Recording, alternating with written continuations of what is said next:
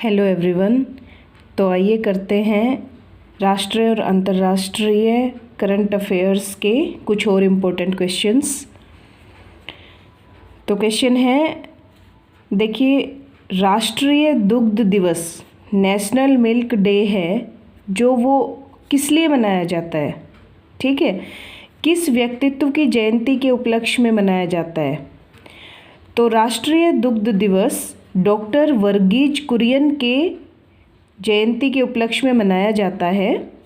ठीक है, डॉक्टर वर्गीज कुरियन को भारत में श्वेत क्रांति का जनक कहा जाता है।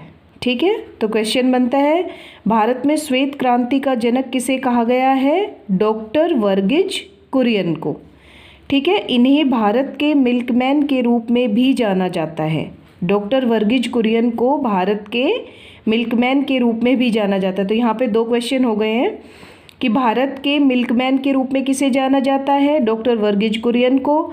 और भारत में श्वेत क्रांति का जनक किसे कहा गया है? तो उसका भी आंसर होगा डॉक्टर वर्गीज कुरियन को।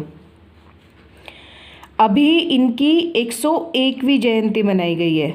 ठीक है, डॉक्टर वर्गीज कुरियन की कौन सी जयंती मनाई गई है? अभी 101वीं जयंती मनाई गई है।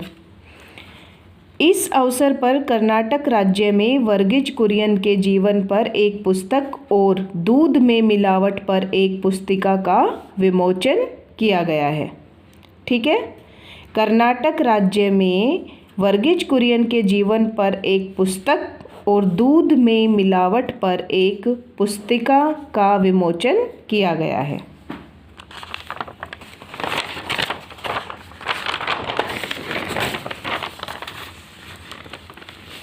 तो देखिए, नेक्स्ट क्वेश्चन है, भारत का पहला नाइट स्काई अभयारण्य, नाइट स्काई सेंचुरी लद्दाख में स्थित है। ठीक है, तो यहाँ पे क्वेश्चन बनेगा, भारत का पहला नाइट स्काई अभयारण्य कहाँ पर स्थित है? तो यह है लद्दाख के हानले में स्थित है। लद्दाख के हानले में स्थित है। ठीक है, करंट अफेयर में नेक्स्ट होगा, कतर ने 27 साल के प्राकृतिक गैस आपूर्ति सौदे के लिए चीन के साथ साझेदारी की है। ठीक है, इसमें भी दो क्वेश्चन बनते हैं कि कतर ने 27 साल के प्राकृतिक गैस आपूर्ति सौदे के लिए किस देश से साझेदारी की है? तो चीन के साथ साझेदारी की है। या फिर ये हो सकता है कि कतर ने चीन के साथ कितने समय के लिए प्राकृतिक गैस आपूर्ति सौदे के लिए साझेदारी की है? तो 27 साल के लिए की है। या फिर 27 साल के लिए चीन के साथ कौन से देश ने प्राकृतिक गैस आपूर्ति सौदे की साझेदारी की है? तो कतर ने की है। तो क्वेश्चन देखो, किसी भी तरीके से घुमा फिरा के आ सकता है, बाकी आंसर इसी में से आता है। नेक्स्ट वन है, 26 नवंबर संविधान दिवस कार्यक्रम में प्रधानमंत्री ने ई कोर्ट परियोजना के तहत, ठीक है, कुछ जो डिजिटल पोर्टल लॉन्च किए हैं उनमें है virtual justice clock, USTIS mobile app 2.0, digital court और S3 वास वेबसाइट आदि की शुरुआत की है। तो ये सब किसके अंतर्गत आए हैं? ई कोर्ट परियोजना के तहत। ठीक है, 26 नवंबर को संविधान दिवस का जो कार्यक्रम था उसमें ये सब लॉन्च किए गए हैं। सॉरी, संविधान दिवस को पहले कानून दिवस के रूप में मनाया जाता था, यानी 26 नवंबर को पहले लॉ डे के रूप में मनाया जाता था। नेक्स्ट वन है, फ्रांस की स्टेफनी फ्रापार्ट पुरुषों के फीफा विश्व कप में अंपायरिंग करने वाली पहली महिला बनी है। ठीक है, तो क्वेश्चन ये है कि पुरुषों के फीफा विश्व कप में अंपायरिंग करने वाली पहली महिला कौन है? तो वो है फ्रांस की स्टेफनी फ्रापार्ट। ठीक है, नेक्स्ट वन, ऑडिट महानिदेशक की भूमिका यानी डायरेक्टर जनरल ऑफ ऑडिट सृजित करने वाला पहला राज्य तमिलनाडु है।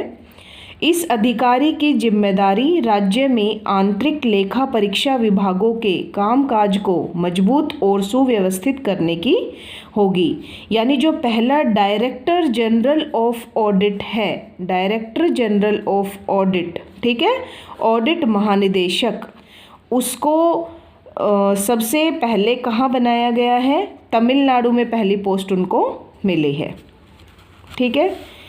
नेक्स्ट वन है ऑपरेशन टर्ट शील्ड, भारत द्वारा लॉन्च किया गया है, ठीक है, भारत द्वारा लॉन्च किया गया है ऑपरेशन टर्ट शील्ड। तो क्वेश्चन बनेगा ऑपरेशन टर्ट शील्ड किस कंट्री के द्वारा लॉन्च किया गया है? भारत के द्वारा लॉन्च किया गया है। और ये है क्या? यह ताजे पानी के कछुओं के अवैध शिकार और अवैध व्यापार को खत्म करने के लिए है, ठीक है। तो ऑपरेशन टर्ट शील्ड किससे रिलेटेड हो गया? कछुओं से रिलेटेड है, ठीक है। वन्य जीव अपराध नियंत्रण ब्यूरो द्वारा शुरू किया गया है, ठीक है। ये भारत के वन्य जीव अपराध नियंत्रण ब्यूरो द्वारा शुरू किया गया है। तो वन्य जीव अपराध नियंत्रण ब्यूरो द्वारा शुरू किए ऑपरेशन टर्ट शील्ड में देश द्वारा प्राप्त किए गए परिणामों की पनामा सिटी में आयोजित COP19 की बैठक में भी सराहना की गई है, ठीक है, यानी कि विदेश में भी इसे सराहा गया है। तो अब इसमें भी एक दो क्वेश्चंस बनते हैं कि COP19 की 19वीं बैठक कहाँ पे हुई? पनामा सिटी में, ठीक है। COP19 की 19वीं बैठक पनामा सिटी में हुई। नेक्स्ट वन है अमेरिका में ओरियन अंतरिक्ष यान लॉन्च किया गया है, ओरियन स्पेसक्राफ्ट, ठीक है। यह चंद्र सतह से 130 किलोमीटर के भीतर से गुजरा है, ठीक है। तो ये चंद्रमा की कक्षा में घुसा है और कितने अंदर तक घुसा है? 130 किलोमीटर तक जाके ये घूम के आया है।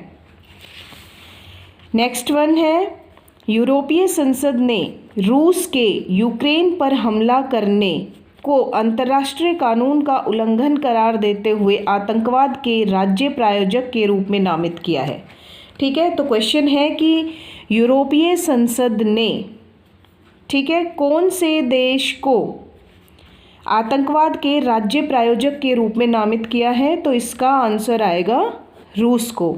और उसने क्यों किया है? क्योंकि रूस ने जो यूक्रेन पे हमला किया है तो उसके जो ऊर्जा बुनियादी ढांचे हैं, अस्पताल हैं, स्कूल हैं, आश्रय हैं, उन सब पर सैन्य हमला किया है। तो इसीलिए यूरोपीय संसद का मानना है कि यह अंतर्राष्ट्रीय कानून का उल्लंघन है, इसीलिए रूस एक आतंकवाद का प्रायोजक देश बनकर उभरा है।